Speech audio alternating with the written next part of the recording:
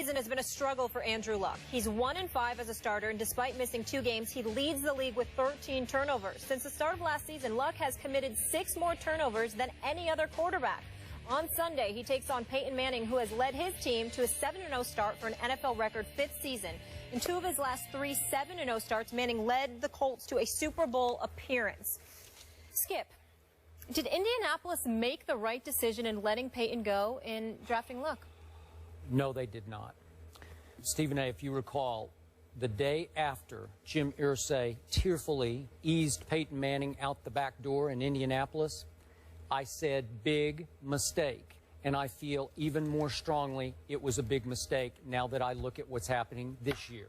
I don't want to unfairly pile on to Andrew Luck, but I'm going to make a big picture point, and I'm going to stand by it. 3 years after he left Indy would give the Colts a better chance of winning a Super Bowl than Andrew Luck would. This is a win-now league, as I keep telling you, and so I don't want to look at 8, 9, 10 years down the road. I want to know what can happen in the next 3, and now I can make it 4 years that Peyton Manning would have given Indy a better shot at winning it all than Andrew Luck can give him, even at this stage in his 4th year of development. Let's look at these 4 years in the NFL for Peyton Manning. His QBR, scale of 0 to 100, is 77, a combined 77 over 4 years. That's #1 in the national. Tom Brady, who's 3rd over a 4-year span. Over that span, Andrew Luck has had a 61 QBR. Not bad, but not great. Kind of middle of the pack. But his QBR, as we talk about, it's fallen. He's gone 67, 64, 62, and now all the way down to 38, which ranks 25th in the national. I'm sorry, 30th in the National Football League. Only Ryan Tannehill was it? Ryan Tannehill and Sam Bradford. Sam Bradford, that's right. Good Lord. Got me saying Sam Bradford. Yeah, you got. Over the 4 years, Peyton Manning has thrown 39 more touchdown passes than Andrew Luck. Yep. He's thrown 8 fewer interceptions. He has 12 fewer total turnovers. And I have to point out that as successful as Andrew Luck's team has been, because it has been a playoff team, and you make the case, they go one step and then another step and another step in the playoffs. How much have they benefited from, we could argue, but I think it's the worst division over the last 4 years in pro football in the AFC South. They are now, the Colts, 19-2 over Andrew Luck's 4 years in the South. 19-2. So it's a gimme division where you're going to win the division and get a home playoff game. Okay, now let's look at what's happened in the postseason. Peyton Manning, he's only 2-3, and he did lose at home to Luck last year, so I'm going to give Luck that one. But Peyton Manning has 9 touchdowns to 5 interceptions in the postseason, and Andrew Luck in his 6 postseason games has 9 touchdowns to 12 interceptions. So even in the postseason, he has 7 more interceptions than Peyton Manning, because we know Andrew Luck has been a turnover machine. So I'm looking at the totality of this, and on aura, on mystique, on lovability in the city of Indianapolis, horseshoe on the helmet. Peyton was the Colts. It was the house that Peyton built, Lucas Oil Stadium. If you keep him and he's playing at this high of a level, and you could argue, well, maybe they don't surround him with enough help and he doesn't have a great enough supporting cast. I don't know. I'm taking Peyton over Luck. And again, I'm not saying Luck's a bust. I'm not saying I despise him. I don't. I'm just saying this is the great Peyton Manning who had 3 straight years at MVP kind of level. Certainly last year for about half a year he was at MVP level. And a lot of people, including I think Jim Irsay and the Colts doctors, thought he was pretty much shot after all those neck procedures. What did he have, 3 neck procedures or whatever it was? So again, I didn't think it was that he was shot. I thought Denver made a great choice to go with him over Tim Tebow, obviously, as much as I love Tebow. This is the great Peyton Manning. And I think he has served Denver better than Luck was able to serve the Colts. And obviously he got them to 1 Super Bowl in which they got blown out. I think the thing about it is that in all seriousness, let's be honest about why we're having this discussion. We're not having this discussion to debate the greatness of Peyton Manning compared to the greatness of Andrew Luck, because Andrew Luck does not compare to Peyton Manning as of yet. Peyton Manning, obviously omitting 2011 because he didn't play a game due to the neck surgeries and what have you, Peyton Manning is literally in his 17th season in the National Football League. Andrew Luck is in his 4th. That is a 13. If you want to add the year, it's a 14-year. But in terms of playing, it's a 13-year gap, a 13-year difference. And that's where you and I part ways. Because if you, I know you're talking about it's a win-now league, it's a win-now league. The difference between you and I is that you're sitting there and you're betting the house on Peyton Manning in this 3-4 year period where he's doing his thing. If I'm an owner, if you're an owner, that's what you do. If I'm an owner, I'm thinking about the fact that I got this dude coming out of Stanford that may very well be around for 20 years. And I'm going to go with the 20 instead of the 4 to 5. That's all that's going on here, because Andrew Luck does not compare to Peyton Manning. Now, let's take into account what you're saying. Peyton Manning has played at an MVP caliber year. We understand that throughout his career. He's been in Denver now 3 full seasons. Skip, 2 of those years he didn't win a playoff game. He went to the Super Bowl the middle year. His first year there, they lost the very first game to the Baltimore Ravens. On a Hail Flacco. On a Hail Flacco. On a Hail Flacco. Last year, they lost to Andrew Luck.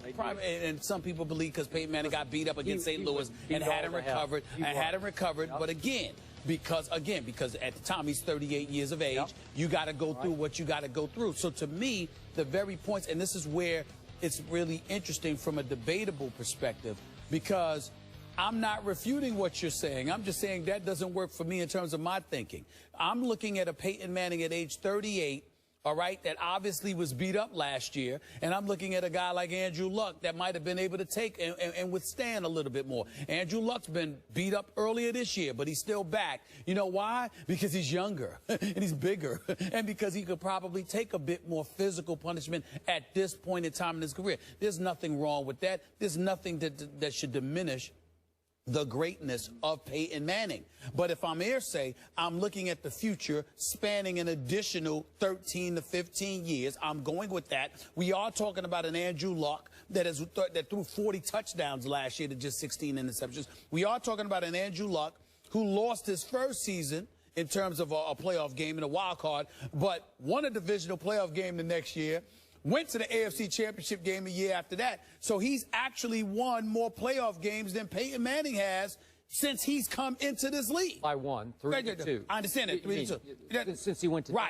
That's right. So I'm saying since he went to Denver. So I'm saying to you that over that same time period, he has more playoff victories. Now, he got an easier road to the playoffs than Peyton Manning, and we all know that. But in the same token, he's been productive enough to justify the change in an era that needed to be made. And also keep in mind, it's not like Peyton Manning had the surgeries, came back, played like he played in Denver, and Irsay said goodbye. There were questions as to whether or not Peyton Manning would ever be Peyton Manning again because of health. So if I've got Andrew Luck waiting, and he's younger, and you've got all these prognosticators talking about his potential, which to some degree he has validated, despite the mistakes, there's no question to me that the Indianapolis Colts made the right move, because you have to take into account the time at which they made the move. Again, if Peyton Manning had come and thrown 55 touchdown passes and all that stuff, and then after that, Irsay said, no, I'm going to get away from you, and I'm going to go with the young dude, you got me. But they made that decision fresh off of Peyton Manning's surgery, him sitting out the season, having not played at all, and they had Andrew Luck waiting in the wings. You have to make that call. And I don't see how, honestly, Skip, from a business perspective, I'm not talking about your football-loving self. I'm talking about from a business perspective. I don't understand how you can look at Irsay under those conditions and deem him to have made the wrong decision. Because you're betting, remember, we're not talking about his game. You're talking about his health. You're betting on the health at the time of a 35, 36-year-old quarterback to one coming in at age 20, 21 with all of this potential. I don't know how that's an argument. I really don't. Okay, I want to stress, I first guessed this. I'm not doing 20/20 hindsight. I said it from the start. I'm not going to let go of it. I will support you on that, but you have to be willing to emphasize the word guess. Even though you first guessed it, the operative word is not first. It's a guess. I can't guess at the expense of losing Andrew Luck. I can't do that. Hey, remember, the ESPN reports versus the Indy team reports that were being reported, their doctors' reports, were that our reports were saying independent doctors were clearing Peyton and saying he was going to be okay. I don't bet against proven greatness. And as shaky as Peyton has often been in the postseason, right. I've often questioned his postseason. What is it? I've lost track. 9-11 in the postseason? Yep. Okay. I get that. But if I have a chance with a guy who's so beloved in my city that we might go a little farther with him, I'm not going to bet on Andrew Luck because I didn't love him enough, because I told you I would take RG3 over Luck, and then RG3 got hurt. But you can also, I'm going to give you some ammo here to argue back to me.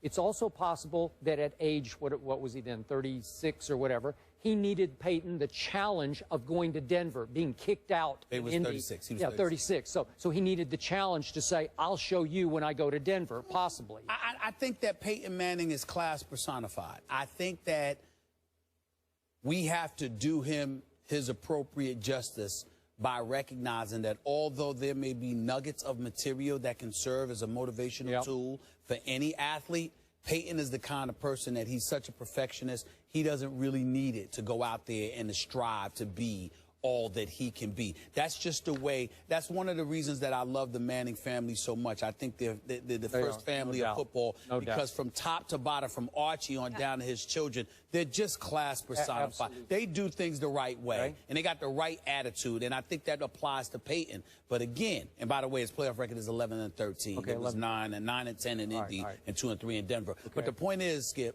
in the end, what it comes down to, again, you're not betting against. I understand your thought, don't bet against greatness. My response to that is, when it comes to one's health, combined with father time, you just don't know. Okay, fine. And I can't, and remember, it's not like this is Ryan Leaf here. It's not like we're guessing, like, oh my goodness, this is Ryan Leaf. No, this is Andrew Luck. I'm Universally recognized. I mean, it was a surefire, no doubt about it. He was Peyton Manning. He was like, I won't go that far. No, I'm talking about coming into the league, the way Peyton Manning was projected coming out of Tennessee. That's what Andrew. A whole lot of people loved Ryan Leaf that year. Trust me. Yeah, but they didn't trust him up here. They loved his ability, just like they loved. They did. Well, I was all over that draft. No. It was 50-50. You are. But what I'm saying is, and the reason I'm bringing this up is because I recall you saying it. You were talking about everybody was nip and tuck, Ryan Leaf, Peyton Manning. But the one thing that everybody pointed out was this. Okay. And they didn't say that about Ryan Leaf. Last point. As much as I love and admire the Manning family, I don't love and admire Jim Irsay. And I think in the end, this is my 2 cents from a distance. This is my armchair psychiatry. To me, Jim comes across as a frustrated wannabe rock star. He's bought up all these classic guitars used by Jimi Hendrix and some of the great guitarists. Right. And I think in the end, at that point, he wanted to take over the Colts. He wanted to get, because it was Peyton's team, and he wanted it to be his team and his future. So I'm going to go pick the quarterback, and I'm going to show you, and then I'm going to take over the town. That's what I think he tried to do. And my response to that, I think that, and I don't mean to be negative here, but I don't think we can ignore some of the personal issues Irsay had and how that may have basically provoked him even more to want it to be his, because the level of affection that he would receive would offset some of the problems he had. Maybe. And to piggyback on both of that, some concern with the Colts specifically. Did you guys see the Indianapolis Star report that they held a players-only meeting that happens all the time, but this one was that lineup changes are being dictated by the front office and not Pagano's staff? Well, that's great. Again, that's a Grigson issue. And it could be an owner issue. It could be an owner. It's an issue. And it's good that you pointed that out, because yesterday I pointed about Grigson, or 2 days ago I pointed out Grigson. Maybe it's not Grigson. Maybe it's Irsay forcing Grigson to force whatever he forces upon the rest of the team. We'll see. Could be. Where there's smoke, there's fire. The bad man faces Super Cam in Carolina this weekend. We'll discuss who wins that one after the break.